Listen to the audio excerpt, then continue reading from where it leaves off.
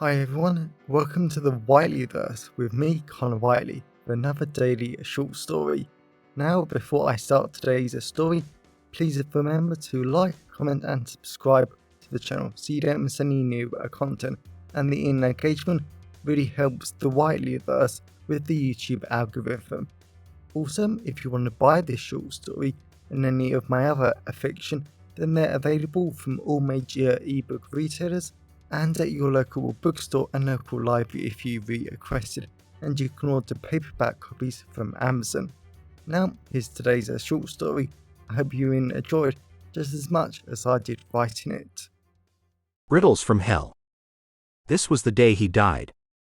Arthur Jackson was so excited as he went down the little narrow stone hallway towards his prize, the Great Sphinx of Hell's Place. He slowly went along the stone hallway, feeling the rough symbols and ancient words in a language he didn't know that had been carved into the walls. He didn't really like the narrow slits of golden sunlight that beamed down from high above him. The light was barely bright enough to light up the hallway, and he could barely see his own hands in front of his own face. The sunlight was next to useless, and it almost felt like a cold trick. If he ever got into trouble, it would be cruel for him to be so close to the safety of the outside world. He could see the safety of the light, but so far in reality. He shook his head at the silly thought, and he kept shuffling along the narrow stone hallway. The sheer silence of the hallway, besides his own breathing, was just unnerving. Arthur had wanted to bring his wireless earphones so he could listen to some classical music, a history podcast, or he wouldn't mind the news at this rate. Just anything to help break up the damn silence. It was just creepy. The hints of vanilla, custard, and freshly baked bread was even stranger. The smell didn't make any sense, and the more he shuffled along the hallway, the stronger the weird smells got. He forced himself to remain calm. He couldn't focus on the fact that Hell's Place always revealed itself as a twisted, nightmarish place that made no sense before it claimed another victim. He was not allowing that to happen to him. He was going to survive this. The Great Sphinx wouldn't kill him today. He hoped beyond hope that was true. A cold draft brushed the back of his neck, and he hoped beyond hope that it was only a cold breeze. He had always heard the rumors of Hell's Place. The former council estate where people died, went missing, and other weird and twisted things happened to them every day without fail. The rumors were why he was here. After his best friend in the entire world, Owain, had died in a car accident after he was so-called drunk driving. Owain had never drunk alcohol a day in his life. Arthur had been determined to find the truth. And the Great Sphinx was going to help him. A moment later, Arthur shuffled out of the hallway into a larger square chamber, and 4 burning pots of olive oil flared to life. The golden flames lit up the stone chamber perfectly, and he was surprised by the sheer beauty of the artwork carved in the walls. There were images of the Egyptian god Osiris, Ra, and a whole bunch of other gods and goddesses he wasn't too sure about. He was pretty sure the crocodile god heading straight for the others was Apex, god of chaos. The main god everyone wanted to avoid like the plague. No good ever came from dealing with him. Arthur went to the edge of a large hole in the stone floor. The hole was perfectly round, a little too perfect for his liking, and it seemed to go on endlessly. A laughter came out of the hole, echoed all round the stone chamber, and 2 blood-red eyes glowed in the hole. Arthur staggered back. He realized the stone hallway was closed off, and he was entirely trapped in the stone chamber now. There was no escape.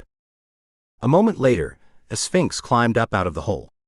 Its lion claws dug into the stone, its tail whipped round in the warm air, and the face of a human woman grinned at him like he was a long-lost lover who she was actually happy to see after all these centuries.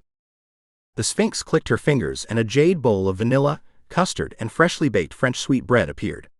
She stabbed the bread with a claw and ate it. The scent of vanilla was so strong that it made his eyes water. Arthur tried to back away even more, but he couldn't. The stone walls weren't moving, and there was no way he was getting back into the stone hallway. I glow without a flame, arrive without a knock, found in the small breaths and in shared laughter shock, the Sphinx said. I lighten the load though I weigh nothing at all, seek me in moments, and I will not stall. What am I? Arthur tensed, took a deep breath of the vanilla-scented air and focused on why he was here. The Great Sphinx was his only lead on finding out what Hell's Place actually was. There had been a few records, a few reports, and a single podcast interview with an insane artist before she died. It was rumored that Hell's Place's origin was only known by the Great Sphinx. If you could answer her 3 riddles, then she would answer whatever you wanted to know. If you failed even one of them, then she would kill you. Arthur shivered at the thought. He didn't want to die. After losing his best friend, seeing Owain's grieving husband and 2 kids, he had to live. The truth was the most important thing. He couldn't afford to die. Arthur paced round the stone chamber. He had revised, practiced, and lived and breathed riddles for the past 10 years. He had to get this one. It didn't seem that hard. The small breaths and laughter, Arthur said. Well, that's positive emotions, and it lightens the mood. So the answer has to be happiness. The Sphinx bowed at Arthur, blew him a kiss, and he really wanted her to kiss him. Her human-like body was impressive as hell. Her large lips looked so tasty, sweet, and she looked like a great kisser. He shook the disgusting thought away. It had to be one of her tricks to try and make him horny and distracted, so he would get the next riddle wrong. He frowned at her, she blushed, and she stood up perfectly straight. I cross no borders, yet I bind 2 hearts. I flourish in truth and falter with false starts. I grow when I'm given, I wither if kept. Name me and you hold me, but speak and I've leapt. Arthur was about to give the answer, love, but he didn't want to know. Not yet. All he could think about was Owain and everything the 2 of them had never said to each other. Owain was the first guy he had ever liked. He was cute, sweet, and so caring. It was how Arthur knew he was bisexual, and he loved it. Owain's cute brown curtains were always a little too long, too messy, and Owain would always argue with his parents about getting them cut. Arthur always thought they were cute, and he never wanted Owain to get rid of them. Arthur had wanted Owain to do a lot. Like ask him out, kiss him, and break up with his own boyfriend Elliot, even though Elle was stunning in his own way. Arthur bit his lower lip. He should have done so many things differently. He shouldn't have been such a coward, he shouldn't have denied his emotions for so long, and he should have been brave. He took another deep breath of the vanilla-scented air, he smiled at the Sphinx, and he was ready to be brave.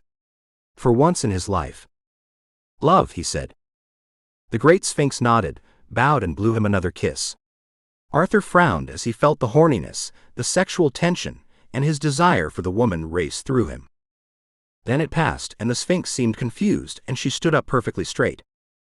Arthur took a step towards her, but his wayward part went straight up. His mind filled with images of him and Owain having passionate, great, and mind-blowing sex. Arthur smiled at the images. They were great, passionate, and his entire body felt like he was having the sex he had always wanted.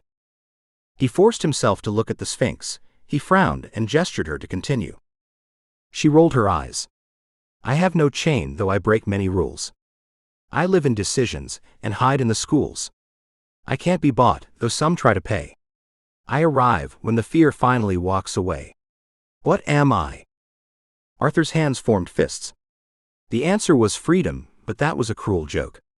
It was almost as cruel as the damn golden sunlight back in the stone hallway. Freedom was a joke in Hell's Place because everyone was a pawn, everyone had a part to play, and everyone had to dance along to Edward Hale's beat unless they wanted to die. All the rumors pointed towards the evil landlord from the 1800s, who had made a demonic pact as the mastermind behind everything that happened in Hell's Place. The Great Sphinx was probably just another one of his evil creations. And right now, right here, she was playing him. She was making him realize how great freedom could be, but he could never get it. No one was ever free in Hell's Place. There was only ever freedom in death. Arthur sighed, the woman smiled, and she gestured him to say the answer. He wasn't quite sure why he didn't want to. Maybe it was because the truth wouldn't set him free. Edward Hales would probably just kill him to stop him telling anyone else, and the truth about Hell's Place wouldn't bring Owain back. Nothing would bring the man he loved back. He was dead, buried, and he was only in heaven or hell if such things even existed. Arthur went over to the Sphinx, looked down at the endless hole, and he bit his lower lip. He could make a choice about how he died. There was no escaping the rumors of Hell's place. No one died of old age here, and if he continued to live here, then he would be murdered, go missing, or somewhere even more twisted and weird would happen to him. Granted, he wasn't entirely sure what was more twisted than dying in a room with a Sphinx. Yet at least he would get to choose his own death, and after 10 years apart, he would finally be with the man he loved again. Maybe in the afterlife, whatever it was, him and Owain could be together, like they hadn't ever in life.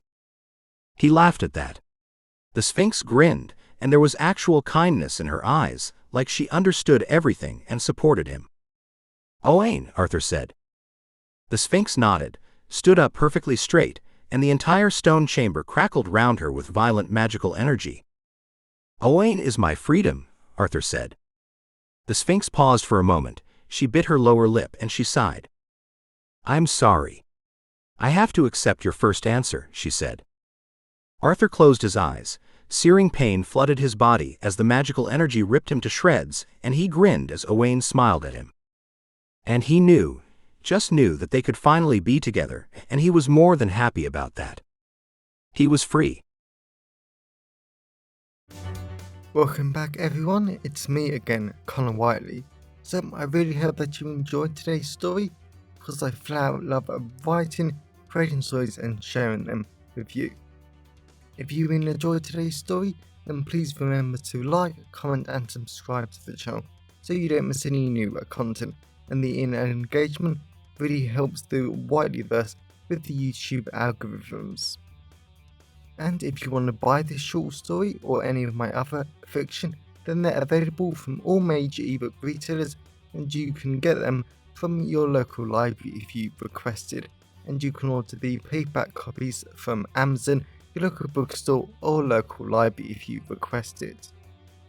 Lastly, if you want to support the channel on a one-off basis, then you can now buy me a coffee at buymeacoffee.com/Connor Whiteley. Also, if you know anyone who would enjoy today's story, then please share it with them. I'm always really grateful when you wonderful people help spread the word about the channel. So, thanks for watching the Whiteleyverse, and I'll see you again soon. Have a great day, everyone.